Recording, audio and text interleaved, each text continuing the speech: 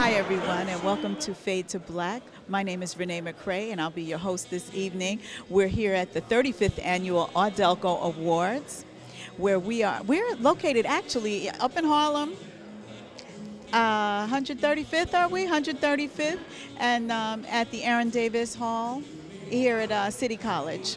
So sit back, relax, enjoy the show. We're going to be interviewing some of the actors. We're going to be interviewing some of the presenters.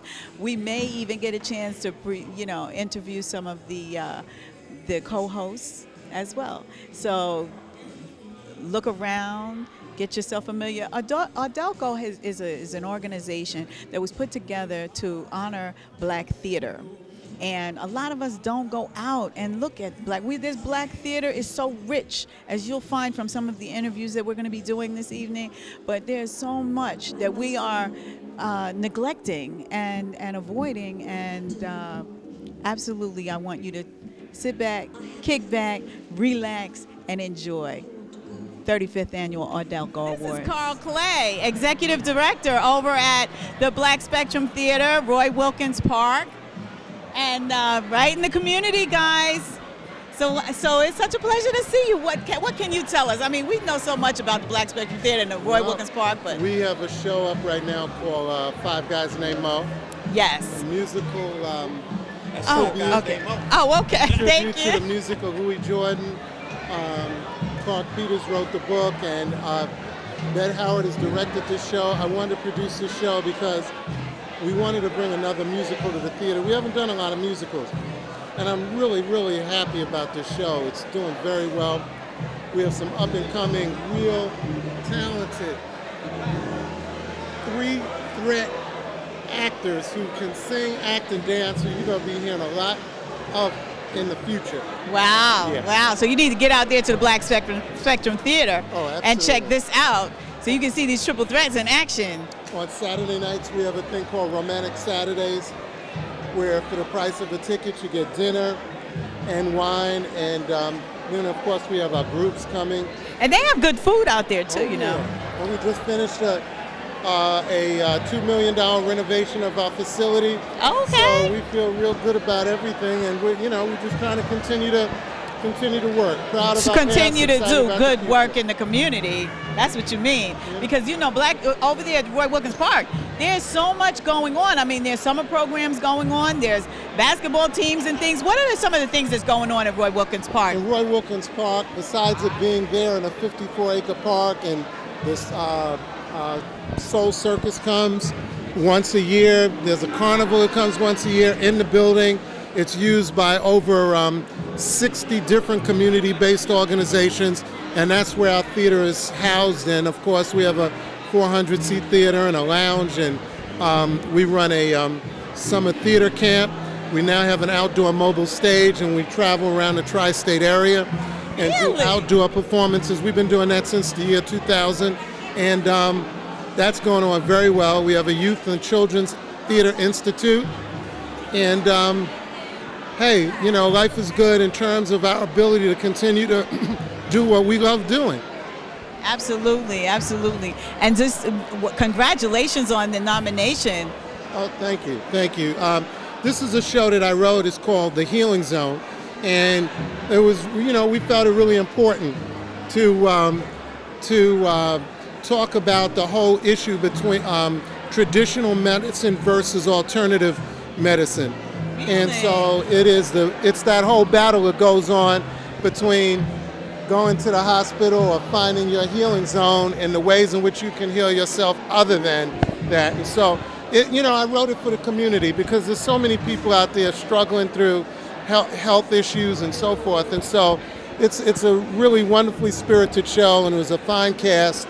And so now when is that? That's not playing now, right? No, that played last season, but we're looking to put that out on tour along with our Kingfish, Amos and Andy, which was the other show that we won some Audelco Awards for last year.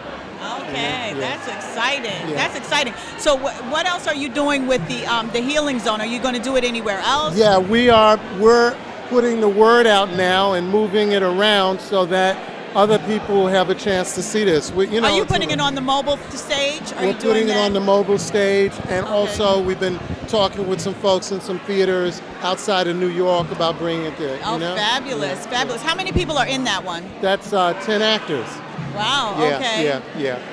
Okay. And it takes place in Harlem. It takes place in Sierra Leone, Africa, and it's a hit piece. If you did write it I yourself. don't mind saying so myself. Exactly. Exactly. I've been trying to do more writing, and I got 2 pieces on the drawing board and another film as a follow-up to my film, Urban Encounters: What to Do If You Get Stopped by the Police. Oh, okay. So there's a film that will follow that, directed specifically at urban teens.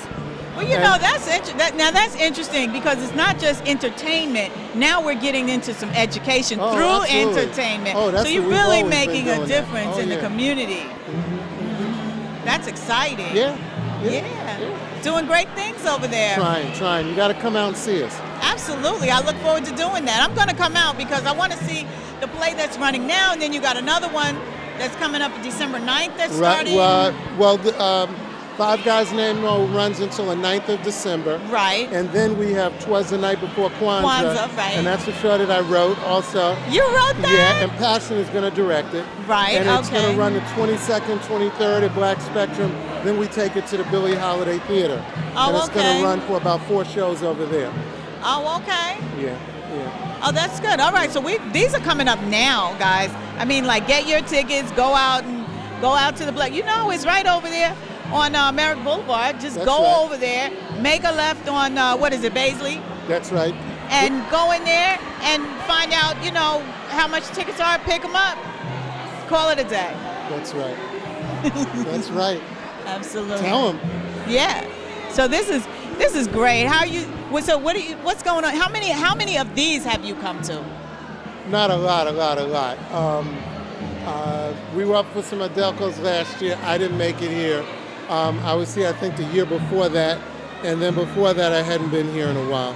So, it's a good homecoming. Absolutely. It's like a reunion, right? Yes, it is. Yes, seeing all the people you've worked with and you admire and respect, and just a mutual admiration society going on around here. Yeah. So we just want to thank you so much for stopping by and saying hi to our viewers. Because Queens, we love the Black Spectrum Theater, and we love Roy Wilkins Park. This is really, truly a pillar in our community, guys. So we need to take full advantage of what they have to offer over there. Tell us some about what else you have over there, because I know you have basketball teams. They have basketball teams, tennis. There's a tennis program, youth and tennis.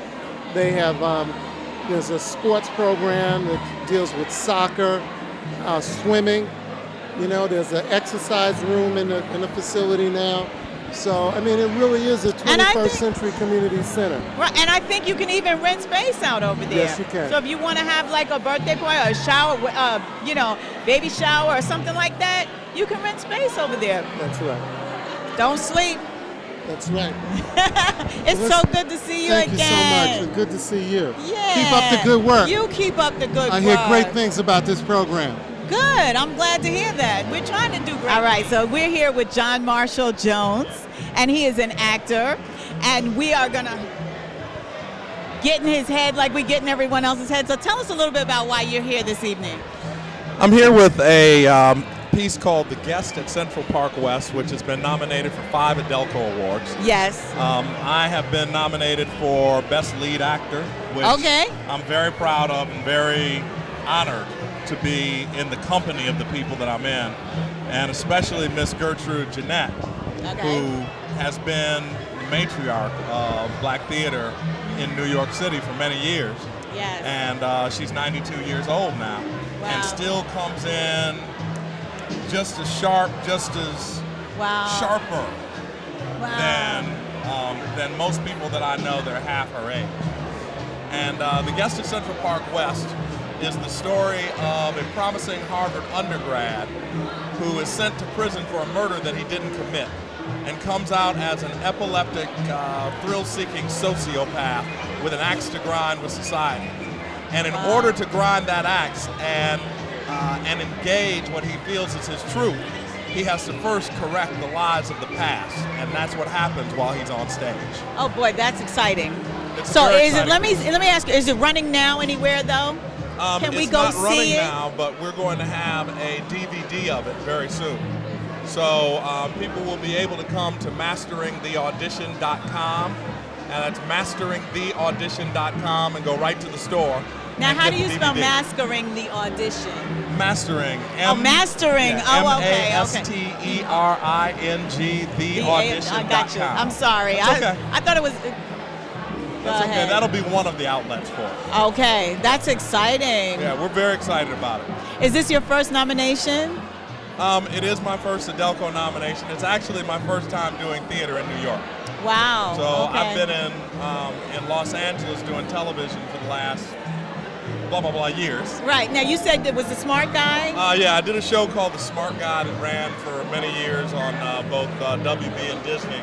And then I did another show called John Doe that ran on Fox and runs on Sci-Fi now. Okay.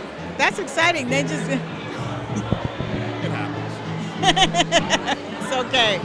So we have really 1 minute left. Is there anything that you want to share with our viewers here in the New York area? The reason why the Audelco Awards is such an important piece is that black theater, black legitimate theater, is actually the last bastion of non-corporatized theatrical entertainment. Gotcha. And if we were to lose black theater, we would lose the last voice that the corporations haven't grabbed. The corporations have grabbed hip-hop. The corporations have grabbed populist theater and taken it throughout the country, to 3,000 and 4,000 people. I'm very happy for that model. I'm very happy for Tyler Perry and what he's doing. Right. But the voice of the people, the voice of creative theatrical expression. Yeah, we're off, I think. We're off? Oh, okay. The voice of creative theatrical expression is in black theater. And the corporations have not acknowledged that yet, so we still have the freedom to express within it. Exactly. And if we can develop the courage to start videotaping black theater, not only do we create an encyclopedia for our children's children to go back and view, but we also create product for those millions and millions of educated African Americans that don't want to watch music videos, don't want to watch reality TV, and don't want to go to a gospel play. So there's millions of us that need an avenue for creative expression, which is black theater, but we haven't been able to get out and touch it yet. So I'm hoping that what comes out of this is a directive for African Americans to begin to videotape their theater product and turn it into something that people all over the world can see that we're doing. I'm hoping that's what this is leading to. Okay. Well, maybe you'll have a hand in making that happen. That could be. Okay, well, I just want to thank you so much for joining us. Thank you very much. Have a happy Thanksgiving. And that is Fade to Black.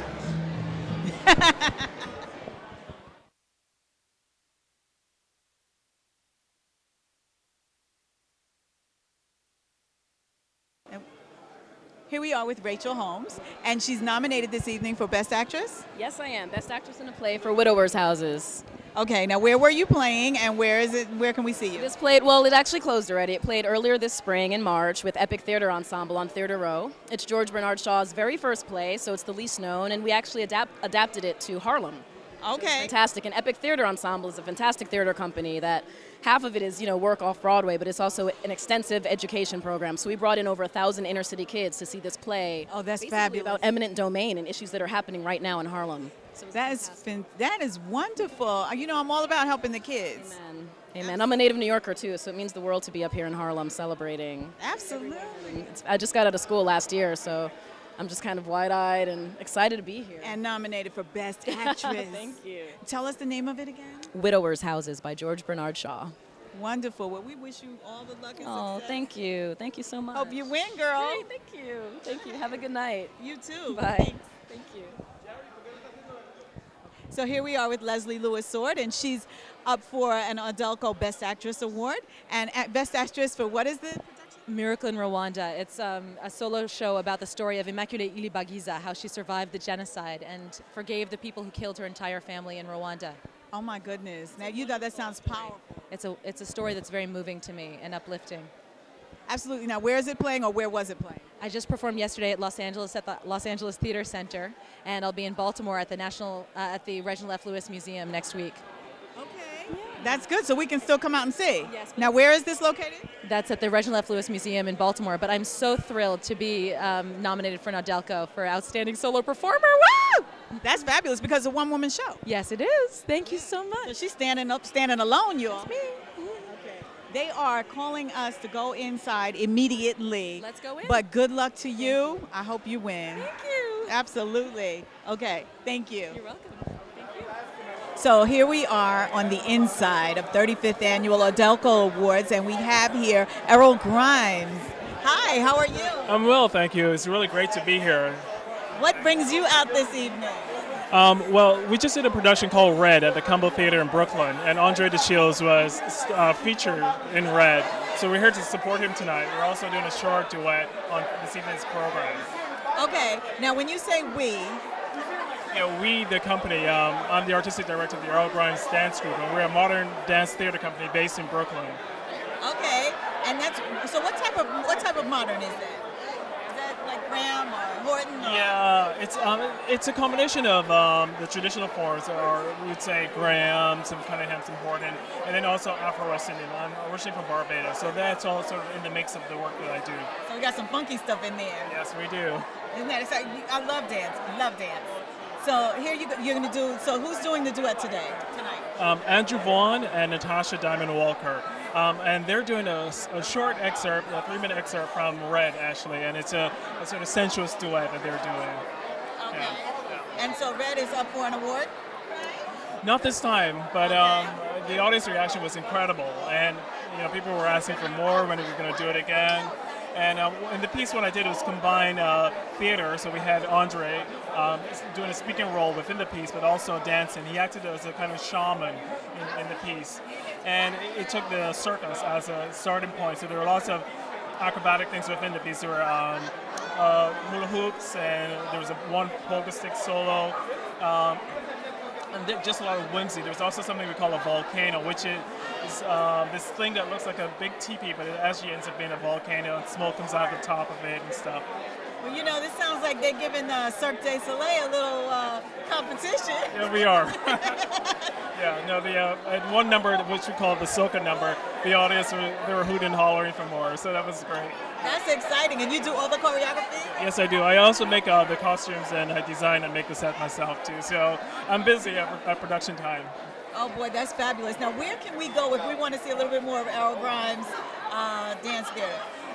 Our next performance is at Brooklyn College in January. We're performing as part of Senator Parker's program. And we're still working on some stuff, but we'll be back. That's exciting. Now, what about Red? Can we still see that anywhere? Not right now. We're planning, our next production will be at the Cumbo next year, and there's another piece that we do called Let's Crack Some Eggs, which has an Easter theme to it. But Red, we're still working on where that's going to be performed next. But we hope soon within the New York area. So you say you guys are located in Brooklyn. Where about in Brooklyn? We're in Clinton Hill. We have a small studio in the Clinton Hill section of Brooklyn. Oh, okay. Tell us where. Okay. Oh, okay.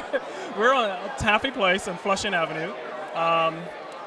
It's a small That's street. off the beaten path a little bit, right? Yes, it is. That's why I was a little hesitant. Yeah, but a 5-minute walk, and we're in the middle of beautiful Clinton Hill, Fort Greene area. I know the area. Let me ask you a question. If somebody wanted to go online and maybe look at a little www thing going on, what would they go to? ErrolGrimesDanceGroup.org. That's the word. And how do you spell that? Errol, ERROL, Grimes, GRIMES, dancegroup.org. That's fantastic. And if they wanted to call, because maybe they might want to take some classes. Yes, 718-596-0560. That is fabulous. Thank you. So we're looking forward to seeing the duet. Yeah, thank you. Yeah, short and much success to you, continued blessings, and we're looking forward to seeing your next thing. Thank you so much. All right. Thank you. Thank you. Good night. All right. Harlem, I am calling you with the protruding butts of dog sisters. Proudly and sensually strolling down 125th Street with the remnants of Madam C.J. Walker's hair straightened then and now doesn't even care if it's curled, locked, bald, and bare. Hey, brothers everywhere, strutting that walk and talking that talk, surviving despite the fear of being pushed up against the hard walls and shot 41 times for nothing. Harlem, I am calling you. I am calling on the genesis of your blackness that can't be emulated, duplicated, nor assimilated, because like a diamond, we are real. We glitter, we luster, and we vibrate facets of funk, wealth, and power that's proven by its ability to cut the clear imitation called glass. In Harlem, they are merely glass, boldly trying to assimilate black beauty. Our lips, our hips, our naturally dark hues, they get from suntan lotion, all with the notion to game us, shame us, and defame us with greed and genocide. Harlem, I am calling you, warning you of a new age enslavement that's trying to slave ship us out. Wake up! Wake up! You'll have no one to blame but yourselves. I am calling you from the top of the Abyssinian Baptist Church. Keep the faith, baby. Save our babies. Like a Joe Louis punch, rebuke the enemy of fear and self-hate. We can do all things through Christ that strengthens us. No weapon formed against us shall prosper.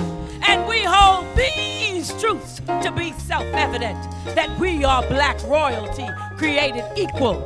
And Harlem is our legacy, our throne, our home, our Schaumburg history. You leave, sell out, give up, and we are strange fruit hanging from trees, lynched. Don't sell out. Don't sell out. Don't sell out. Harlem, I am calling you.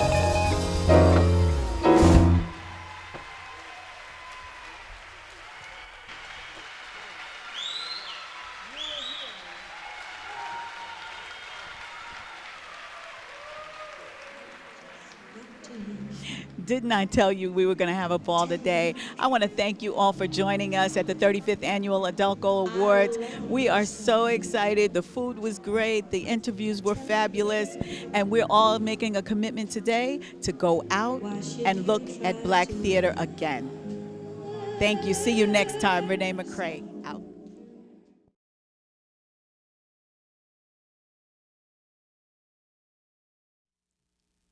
Hello, everyone, and welcome to Fade to Black. My name is Renee McRae. I'll be your host. And we have a wonderful show for you today. We are interviewing and spending time with a wonderful author and singer. Her name is Krista Victoria. And I just want to welcome you to Fade to Black. Thank you. Glad to be here. Pleasure. It's glad to have you. Krista is, first of all, I met Krista. Well, it doesn't matter how I met. Let me just tell you. The girl can sing, okay? So we're gonna see if we can play some of her stuff somewhere in this little. What's the name of your album? The second one with On the Path. On the Path is What's the name of it? Actually, I have to say that On the Path, the song On the Path was on the first CD called Journey of the Heart. Journey of the Heart. That's right. Okay. I just want to say, and I loved it. I thought, oh my goodness, when I played that every night. I don't know if I told you this, but the first time I had heard it, I was just so impressed. I just played it every night. It affected me. It made me like I just felt calm. I knew all the words to every song. I told you. I love this. Yes. Yeah. I love it. Yeah. So, but anyway, we'll talk about the music. a little bit later in the show. What I really want to talk about is this book that you have written. And I'm going to put the book up, and I don't know if you can see it, but it's called On the Path by Krista Victoria. And there's a picture of her. Lovely picture by the sea. Absolutely wonderful. And so I'm so excited that you're here. We could talk about this because I read this book and I could not stop. I did not want the book to stop. So just tell me a little bit about, I mean, I didn't even know you were writing. When did this start? What was your inspiration for it? Well, this started, believe it or not, it started 12 years ago. You can believe it. It's taken me a while. And it started when I was in London. I was inspired to write the book when I was staying with actually it was my boyfriend or hubby-to-be at that time. And he was staying in a boarding house. And he asked me to come and stay with him. And so I said, okay. I was the only one, only female, only American. There was German, Scottish, British, Irish, and then West Indian. And so, and everybody was really, really cool in this house. It was the West Indian that I felt was in place for me. He came there about a week before I came. And it felt like he was in place for me because he was, I guess as the Muslims will describe it, a jinn. He, to me, stirred up a lot of stuff. It was my observation that he didn't sleep at night. There was always a little something going on. Okay. And he seemed to focus his trickery or his manipulations towards me. Really? Oh, so kind of like somebody playing roots on you. You know how they say you're putting roots on a person? Yes. Was it kind of like that? Kind of like that. Oh, that's scary. It was very scary. It was very scary. And I kept telling me and my your fiance. My fiance at that time. Okay. At that time. Well, I'm married later, and now I'm going through some other stuff. But we told the landlord. And how do you tell someone that somebody's putting roots on me? Oh. You know what I'm saying? Like, how do you go and tell somebody, they're like, this chick is crazy? Well, it was a really a touchy situation because, first of all, he did some strange things. And in the book, I call him King Arthur. And King Arthur did some very strange things, like he scratched or etched my name on a can of beer. Really? Put it in I was putting a mud mask on my fiance at the time, and I had one on, and he came down into the kitchen, and so my fiance dashed over into the bathroom, and I ran to the sink and tried to take the mud off and everything. And he just kept saying this strange conversation about, 89, it's a good number, and his eyes were bulging, and they were kind of quite yellowish. And I couldn't figure out what that was, and so it always seemed to cause some kind of dissension between me and my fiance. Oh. So I went into the bathroom, came back out, and there was a can of beer that was amidst my makeup. Mm-hmm. And so and it had your name on it. And he had my name on it. And so he came back down. It was perfect timing because he said he had a gift for me. Oh, gosh. So my fiance huffed and puffed and passed him and went into our bedroom. And I went to look at the can. Something told me not to touch it. Do not pick this can up. He said, see this beer? That's for you. I said, oh, that's nice. I don't want it. I don't drink beer. Thank you. And he said, no, but I made it. It's specially for you. And he picked it up, and he tried to get me to hold it. And I said, no. It's okay. I don't drink beer. Thank you very much. Why don't you take it?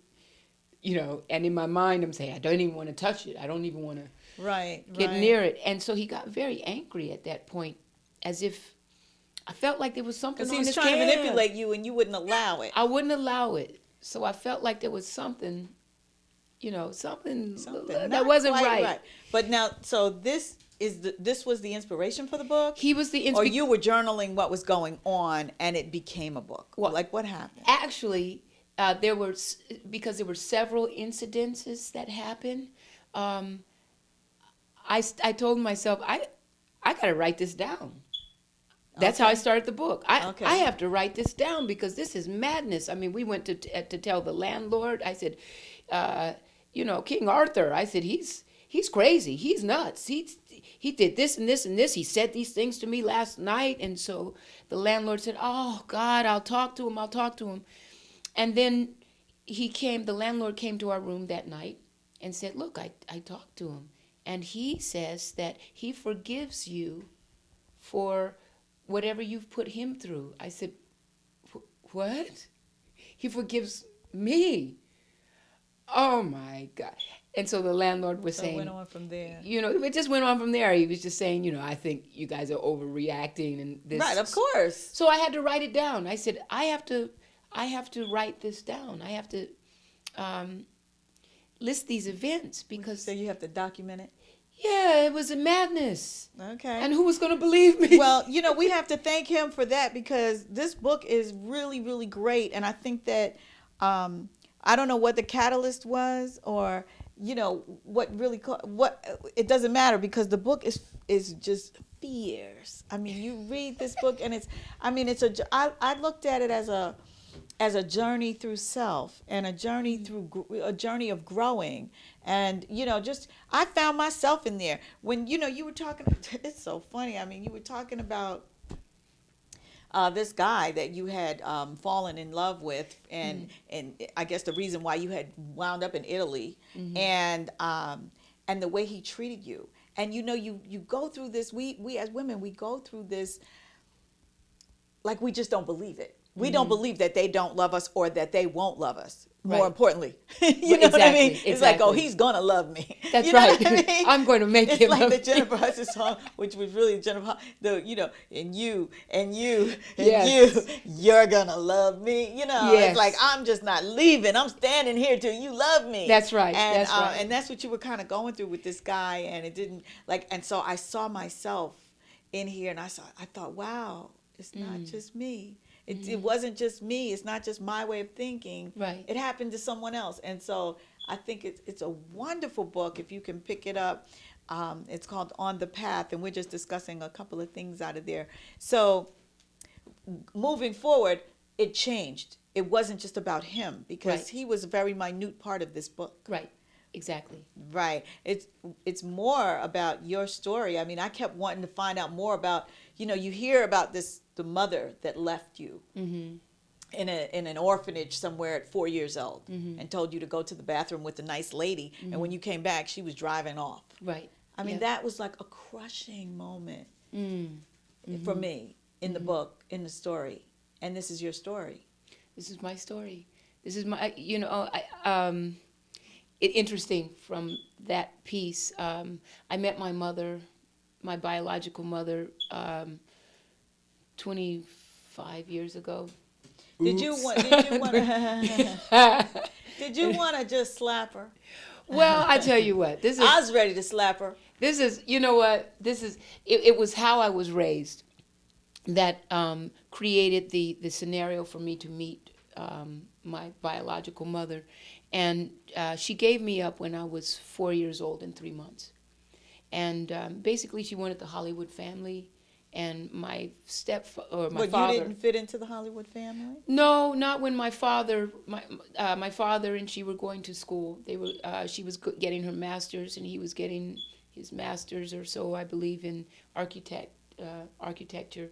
And right. And so, I know. I read that part. Yeah, and everything was cool. Everything was wonderful, and right. But don't tell the story. No, I'm not going to tell the story. But things changed. They changed. So she didn't get her Hollywood family. So it was.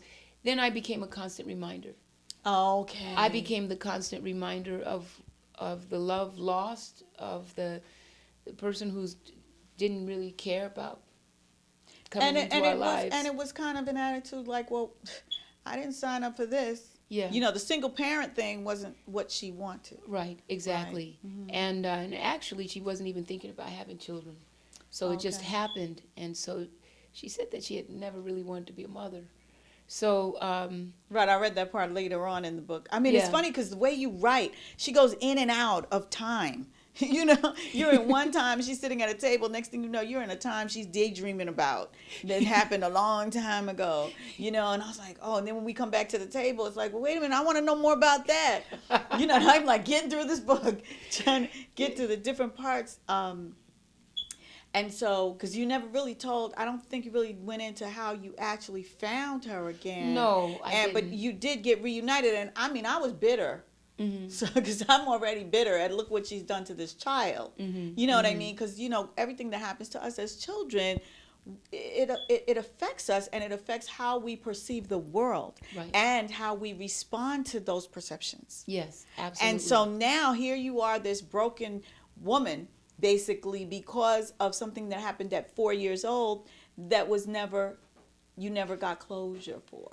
It was only your perception of it, and it affected every decision that you made. You know, what I mean? As a young adult, yes, it did. And really, my mother, my adoptive mom, inspired me to look for her. She said, "Because you're nuts, you're crazy. You need to know about yourself, and you don't know anything about yourself, and you're and just it's tripping you out." yeah, and you're always angry and all this kind of stuff." So it was good that my biological mother did decide that she would meet me, and she made the film called. She's a filmmaker, and she made a awesome artist, ceramicist, and she made the film Finding Krista. Who did this?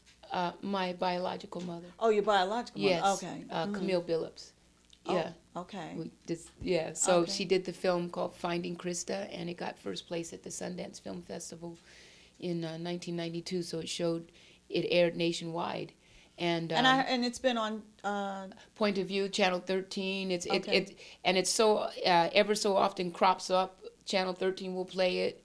Third World Newsreel has distribution of it. It's always in film festivals and stuff. Because that you didn't explain in the book. How did you find your birth mother? You knew her name. I knew her name. guess. I knew my name. I knew my last name. I knew she gave me up at the Children's Home Society in Los Angeles, and so I had certain information. I knew my father's name. Okay.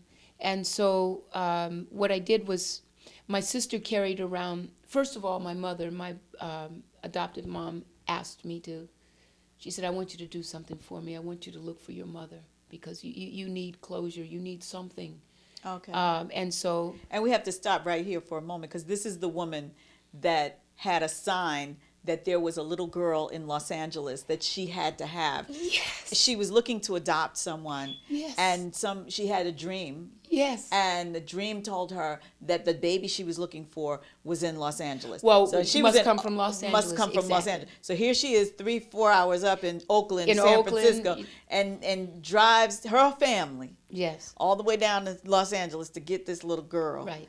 And that started out spiritually. Yes. Because it was a connection that people don't see. That's right. She just didn't know it was me. Right. She didn't know it was me, but my dad did.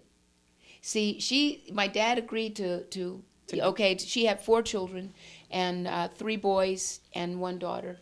And the daughter was the youngest, and she wanted another daughter for my sister To play with. And whatnot. And so she was looking for a baby, and my family's very brown skin. So she wanted a very brown skinned baby with thick hair and dark hair and all of that. And basically around 1 year old. So then she had that dream. And she was looking in Oakland. And when she had this dream that said, "Stop looking in Oakland, your baby must come from Los Angeles," she called up the social worker and said, "Stop looking in Oakland. She must come from Los Angeles, and it must be soon. Do not hesitate." Wow. So within days, I think it was in 2 or 3 days, they sent a picture of me. She looked at the picture to my family. She looked at the picture and said, "Ooh, she's a little light, a little tall, and a little old." Because that's not 1 year old. Yeah, I was 4 years old and 3 months. And my father looked at the picture and said, "That's her. That's her. That's the one. There she is." Wow. And then that's when they made the trip to drive up to Los Angeles, about 7-hour trip, drive up to Los Angeles and come and get me. Wow. First to take me out to Knott's Berry Farm, you know, and see how I fared with the other kids, you know, my brothers and sister, and we got along, and it was okay. When she dropped me back off, of course, being left the first time, I didn't think she was going to come back. Right. And so I cried because I said she wasn't going to come back. And she says, she immediately said, Mommy's going to come back. Mommy's coming back. I'm coming back to get you tomorrow. So I just simply waited. You know, it was like waiting. Is she going to come back? And she came back. And then they took the long journey home. Now, the funny part about that was in going from Los Angeles, driving from Los Angeles to Oakland, we ran into a lot of fog. And here I come with all the questions. I called them immediately Daddy, Mommy. So I said, Daddy, what is that on the ground? And so my father said, that's fog. I said, what is fog? He said, clouds that drop down from the sky and settle on the ground. I said, why? Why does that happen? And he looked at my mom at that point because they told me, and he said, oh, Lord have mercy, what did we get? Uh-oh, we're in trouble. And it began from there. It began from there. Here I am, question, question, question. And that's how I am as an adult. I'm filled with questions people get tired of. So I want to know, how did you find your mom? Thank you for So I putting me know, back on the track. I know the adoptive mother said. That, and my sister had in her possession, she carried around for a year, the ALMA, the Adoptive Locative Service, and the acronym is ALMA. And that they teach you show you how to look for your parents, your biological parents. So you just what like steps make to phone do. calls and go I to make libraries phone calls. or something. I went to actually a class to find out what to do. I made a log of everything, everything that I remembered, and I still have that log. And so I had a lot of information. So was she shocked when what did you do? Show up at the door? Did you call? What did you do? No. I went to Children's Home Society in Oakland. No, I mean, when you found her, like, did you just go to her? Oh, no. What happened is they upon going to Children's Home Society in Oakland, they contacted the sister office in Los Angeles and discovered that my mother, Camille, had left a letter for me when I was 18. Really? Yes, and this was 24 when I started searching for her. And this letter, she thought, my biological mother, Camille, thought that my grandmother was going to die. And my grandmother said, I just want to see Krista one more time. So she left that letter. If anything, if Krista ever tries to contact me, here's my address, my phone number in New York. Convenient. All of that. Wow. So that's what she did. And so, what was it, 6 years later, so they still had that letter on file. Oh, okay. So they were able to share that. Now, the Children's Home Society in Oakland would not allow me to contact her directly. They said, no, your records are sealed. She has a right not to see you. She has a right. Even though she had left a letter? That's correct. They said, because we don't know how she feels now. She has a right not to see you. She has a new life, etc. So would they contact her? So what they did was they gave me all the information, blocked out my name, my last name, about my grandmother, everything, blocked out the address, all that kind of stuff. But they contacted her. Oh, okay. And so it was her decision whether to see me or not. In the meantime, what I did was I asked if I could send her something. And so they said, yeah, sure, no problem. So I sent her a cassette tape. We were using cassette tapes at that time. There was no CDs, DVDs. Ooh, I'm dating myself. Anyway, we used a cassette tape. I used a cassette tape, and I sang to her. And then I put all my information on the tape. Silly me, I didn't think I could speak it on the tape, so I put it on the outside of the tape. And so I gave it to the lady at the Children's Home Society, and she says, now you don't have any kind of identifying information on here, do you? I said, no. Why, of course not. Absolutely not. Just because that was the rule. I couldn't have any kind of information. They had to be the go-between. So she says, well, I have a letter to send. My sister had come with me. She said, I have a letter to send. Do you mind if I open up the package and put it in? Well, she's going to see all this, the address, 3 phone numbers, Right, you know. right. And so I went into my acting thing, and I just broke into tears and said, you can't. I was the only one that touched this tape. I was the only one. I mean, I started breathing hard. My sister said, can't you see she's upset? Just staple it on the outside of the package. So the woman said, that's all right. Fine. I'll put it on the outside. I said, okay. So that's how that happened. Of course, when I got outside, my sister said, are you okay? I said, I'm fine. She said, you fool. You fooled even me.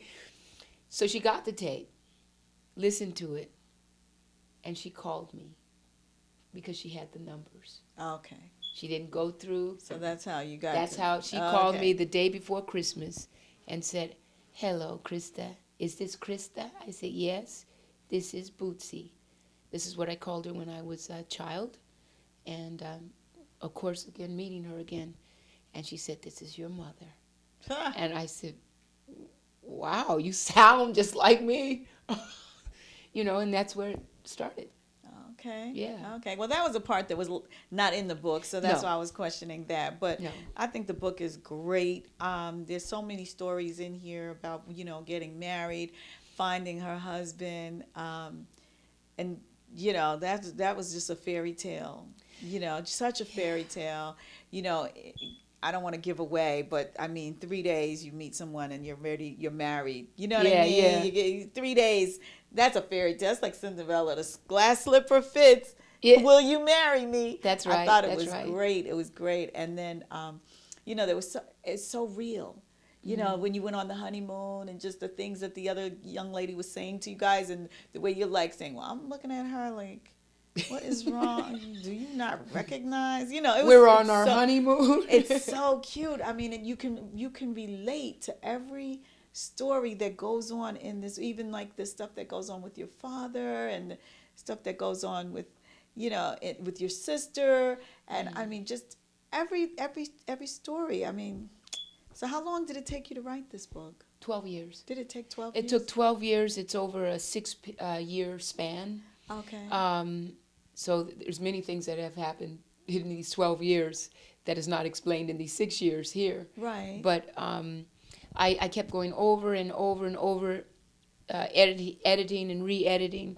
And I didn't have an editor, so I did it myself. And I'm a perfectionist, which drives me nuts at times. And so 6 years later, or let's just say, I don't know, 6, 7, 8 years later, as I'm reading the beginning of the book, and I'm saying, oh, how could I write something like this? Oh, please. The beginning of the book was just I rewrote it. The beginning? The Yes. first paragraph? Not the first paragraph. Oh, okay, because that first paragraph is awesome. I Not mean, that you even first actually paragraph. ended with the first paragraph back in the beginning. At the end, you go back to the beginning with the first paragraph. Yeah. And the first paragraph was so, I thought it was so, like, I thought, oh my God, this, you really have to know how to, you know, I had to go back and read it over because, I'll give you an example. She says, it was still cold in London, although summer had arrived. The skies were filled with an endless formation of clouds, while the amber glow of a brilliant circle of light. She didn't say the sun is in the sky. Okay, she says the amber glow of a brilliant circle of light against a darkening backdrop revealed the assemblage point of the universe. Okay, this was a time of day where the changing of the guards. Okay, so now you got the moon changing guards with the sun, right? So, I mean, I just thought that was like, wow, who writes like this? So I'm reading it and I said, let me go back to the beginning. It was still a cold day in London, you know, but fortunately, for some reason, your mind really gets used to this type of wordage and you start really recognizing, understanding it rather quickly. Like, because I thought, oh my goodness, this whole book is like that. How am I going to read it? You know, because it's almost like you have to go back and read it twice to start understanding it. But once you listen and you get accustomed to it, accustomed to it. But what do you want to? I mean, what's the purpose of this book? Like, what do you want to? What would you like to see accomplished through, you know, this book being out and everyone reading it, or someone? What would you want for someone to get from this? First of all, Or There's do you want several anyone to folds. get anything from this? Oh, sure, sure. First of all, I would love to have it worldwide. That's off the top, worldwide, in many languages. Yes. I would like to see, because there's a lot of stories in there. I would like to see it being put on film in some kind of way, Sure. being used. There's so many stories in there. Sure. But I'm talking about okay, I'm not really asking you what your plan is for the book, which I think is worthy of being worldwide in several languages. I think it's worthy of being on film. I think it would make a wonderful movie. And I think people can really learn from it. But I was wondering if you had any thoughts about what you would want someone to get from it if they were reading it. Like why, sometimes like I wrote my book and I have like a reason why I feel like people should read it. But what would you think a person, why would they want to? They would want to. I would want somebody to read this to get the lessons out of the book. Yes. To get the stories, to be able to relate to the stories, to understand that, like you said, that you could put yourself in there, that story or one of the stories or one of the chapters, that they've gone through this, and there's a light at the end of the tunnel. Yes. These things can be worked out. Some things cannot be worked out, but these things can be worked out, and it leads to the teachings of the things that we do with our mind, and how we take ourselves on journeys, that therefore the teacher that comes into our lives, my life. And so I want people to be able to relate to it and take the journeys out of it and apply it to their own journey, and be able to live their life through these pages, and see that there is hope, and there is a positiveness that can come out of all experiences, whether they're negative or they're positive. Even the negative ones are so awesome. I mean, they're scary, they hurt, and they're painful, but if you can come out of it, you can see this positive side, that you understand that every experience is positive. Well, I got that from me when I was reading it. It's almost like there's a reward. The reward is growth. You go through these experiences and you say, oh, how bad, but when you really use it to grow, when you really look at a situation that you cannot change, and you wind up changing yourself, and learning that they always say, well, if what doesn't kill you makes you stronger. And these circumstances that you find, this is only one woman's journey, but it's a painful journey, but it's a triumphant journey. And it's you look at it and say, wow, if she can do it, I can do it. That's right. And a lot of the things, even though they may not be the same circumstances for me, they're similar. I have my own set of issues that I was raised in that I need to overcome, and maybe I have allowed them to hold me back because of the way that I think and react. Because we do that. You see people all the time. We can't. It's a victim mentality. Of we use it. You can't. We can't get ahead because they holding us back. So then we don't even try. Exactly. And so we use this in the broad scale of things. When you say, okay, well, people use it. Well, it's a woman's. Women say it's a man's world. I can't achieve because I'm a woman. Then I don't have to try to achieve because I've already given myself permission not to. Exactly. And so we use it, and whether we say that it's a man's world, or whether we say it's a white man's world, or whether we say I came from a poor family, or whether we say, well, we came from slaves, or whether we say I was given away when I was 4 years old, or but what is your story? But whatever your story is, it's not your story now. That's right. Now is your time. You can choose to make a difference in your own life. It's interesting because I have on one of the dedications, my friend Mary Vivian, she inspired me by saying, you must tell these stories because these stories are not yours. They're not just yours. They're everybody's. So you must tell these stories. And so that was, that reminds me of what you're saying. It was one of the things that caught me, that saying, to say that let me put this down, because it also helped me. Right, it was therapeutic Oh, for you yes. to write it out, see it, and be admitting. I mean, you were brutally honest. And I mean, I commend you for that, because girlfriend took it there. All right, the stuff that we hide in the closets, that we hold back and say, we don't want to tell that part. She told it. Okay, so I'm just here to say, I commend you for that. You should be honored just for the brutal honesty here. Yeah. And do you have a number? Yes, I do. Do you want to give your number out? Sure, I can give my number. Okay. Use it wisely. I'm screening the calls. And I have one of those television screens. Oh, right. Right. They can call me directly at 646-339-4232. That's 646-339. I'm laughing. Don't be running and getting your pen out if you have the right intention. 646-339-4232.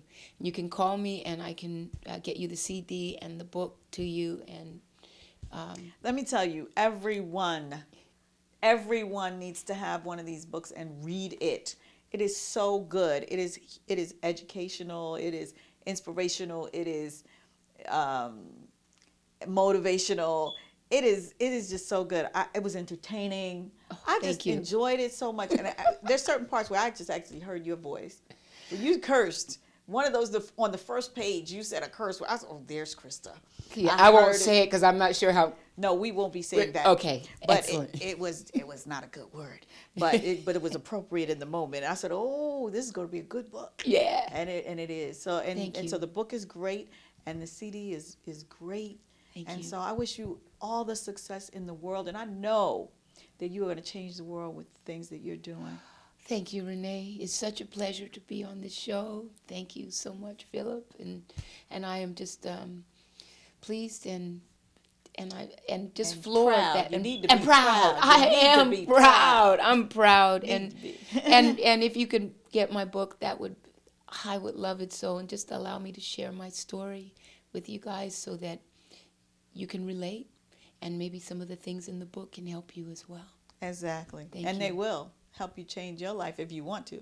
So thanks so much for joining us, my dear friend Krista Victoria. And we'll see you soon. Continued success, and we'll see you next week on Fade to Black. This is Renee McRae signing out.